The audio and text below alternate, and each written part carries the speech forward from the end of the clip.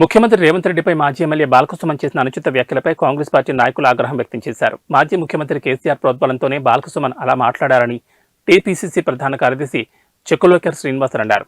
కేసీఆర్కు వ్యతిరేకంగా నినాదాలు చేస్తూ బషీర్బాగ్ చౌరస్తాలో ఆయన దిష్టిబొమ్మను దహనం చేశారు.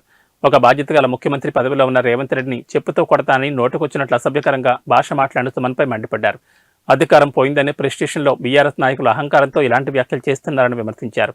బీఆర్ఎస్ నాయకులు తమ వైఖరి మార్చుకోకపోతే రానున్న పార్లమెంట్ ఎన్నికల్లో ప్రజలు గుణపాఠం చెప్తారని హెచ్చరించారు. మాజీ ఎమ్మెల్యే మరి మీటింగ్ లో మా రేవంత్ రెడ్డి గారి మీద ముఖ్యమంత్రి గారి మీద అనుచితమైన వ్యాఖ్యలు చేయడం జరిగింది. ఇది చాలా సిగ్గుచేటు.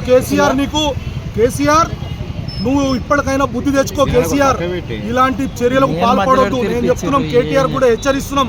కేటీఆర్ బిడ్డ, నువ్వు ఇట్లాంటి పిచ్చి పిచ్చి మాటలు మాట్లాడినావు అనుకో, వాక్చాతుర్యం మాట్లాడాలంటే మేము నీకంటే కూడా మంచి భాషగా మాట్లాడగలుగుతాం. కానీ మా కాంగ్రెస్ పార్టీలో ఒక క్రమశిక్షణ ఉన్నది బిడ్డ. ఆ క్రమశిక్షణ కట్టుబడి మేమందరం కూడా ఈరోజు ఏం మాట్లాడలేకపోతున్నాం.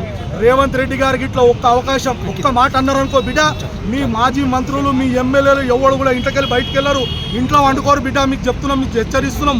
ఇంకోసారి కానీ మా రేవంత్ రెడ్డి గారి కానీ మీద కానీ మా ప్రభుత్వం మీద కానీ అవాక్కులు చవాక్కులు పేలితే బిడ్డ, సునామీ వచ్చే ముందు ఎంతైతే నిశ్శబ్దంగా ఉంటుందో మీరు రాసి పెట్టుకోరి. రేవంత్ రెడ్డి గారు కూడా అంతే నిశ్శబ్దంగా ఉన్నారు. రేపు రాబోయే రోజుల్లో ఆ సునామీ, రేవంత్ రెడ్డి సునామీ వస్తుంది.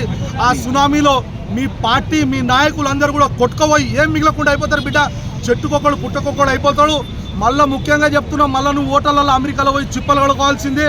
హరీష్ రావు, నువ్వు ఏదైతే హైదరాబాద్కు ట్రంక్ డబ్బా రబ్బర్ చెప్పులు పెట్టుకొని వచ్చినావు చూడు, మళ్ళీ బిడ్డ నీ ఊరికి దెంకపోతావు. కేసీఆర్, నువ్వు మొత్తం ఫామ్ హౌస్లకే పరిమితం అయిపోతావు. నీ చెల్లెని కూడా ఏదైతే ఆ రోజు ఢిల్లీలో పోయి ఇరుక్కుపోయిందో, మళ్ళీ రేపు రాబోయే రోజులలో అవే క్వార్టర్లు, బీర్ శీషాలు అమ్ముకునే పరిస్థితి మీ అందరు కూడా ఏర్పడుతుంది.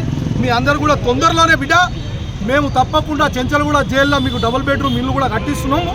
అల్లుడు, బిడ్డే, కోడలు, కొడుకు, తండ్రి, మామ అందరు కూడా అన్నే రెస్ట్ తీసుకొని ఇంకోసారి మళ్ళీ ఖబర్దార్ బాల్కసుమన్, మీకు చెప్తున్నాం, ఇది నీకు ఒక శాంపులే.